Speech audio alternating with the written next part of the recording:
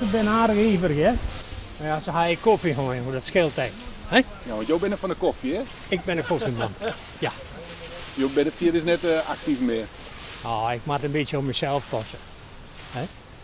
En een beetje leiding, een beetje regelen. De man, ja, ben al die vrijwilligers.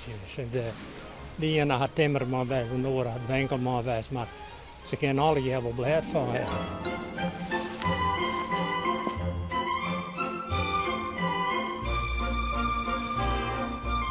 Ziet het een beetje goed Oh, zo? prima net. Ja? Ja, maar we werken altijd uit, hè? Ja? Of is het alleen nog even voor camera? Nee. Nou, Gerrit, nou. Oh, nou.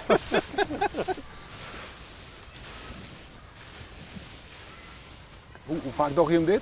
1 keer in de week. Oors weer zo dan dingen we 2 keer. En, maar wij worden eigenlijk ouder, dus we moeten even wat meer rust hebben. 8 uur is maar. 8 uur, hè. En dan werken we tot een uur of ja, en dan geven we een koffie. En na de koffie nog een uurtje. De bosman zegt altijd dat het is gezellig met elkaar. Je bent er even uit. En je hebt een beetje knappe praat met elkaar. Ja? Ja.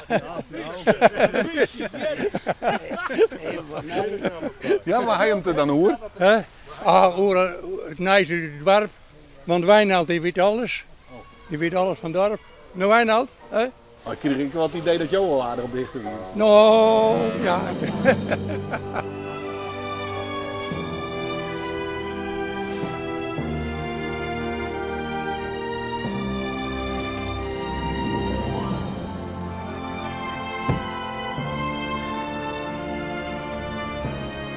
Nou, vroeger weer dit van mevrouw Sikkinga. En die hier dit bos en hier een 2 tuinmannen zitten erin. En maar toen is zij overleden en toen weer dat beroerd ging met het kerken daar. Ik ben er meer dan 25 keer bij. Ik ben begonnen bij een zeker heer Betten, een Tije Betten. Die zijn hij er mij begonnen. En Tije die zit hier altijd in het bos. En toen ben ik bij hem gekomen, zou ik zeggen. En wij hebben een hoop plezier aan Tije en ik altijd. Ja. Maar die is er helaas niet meer. Er zit een berichtje, om dat even op foto te zetten, er zit een linkje bij van Tije Betten. Dat zou heel leuk werden voor hen. En het preeltje had hij. En het periodeje te maken, ja. Okay. Want hij is eigenlijk de oprichter zeg maar, van dit groepje. Ja.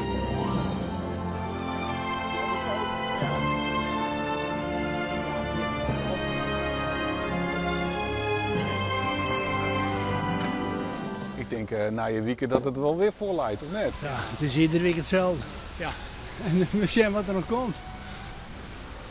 Eén voordeel hebben, we hoeven de snipperdagen net van tevoren ondervreden. Nee.